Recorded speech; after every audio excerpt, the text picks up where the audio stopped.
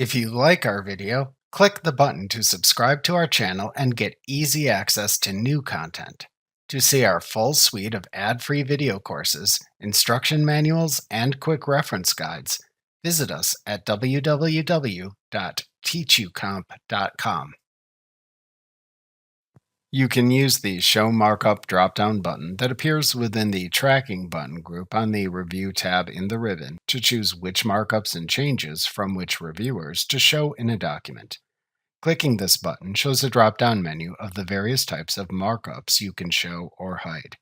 In the uppermost section of the drop-down menu, you can click to check or uncheck to show or hide the markups listed, except for balloons and specific people. A check mark next to the name of the markup means that type of markup appears in the document. If there is no check mark next to the name of the markup, then that type of markup is hidden in the document. Note that by default, all the items in this section should appear checked to show all possible types of markups. For balloons, hold your mouse pointer over this choice to see a side menu of options that lets you select which types of markups should appear in balloons. The default choice is Show Only Formatting in Balloons. However, you can also choose to show all markups in balloons or in line as desired.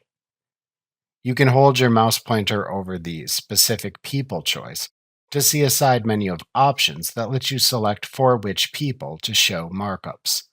The default choice is All Reviewers.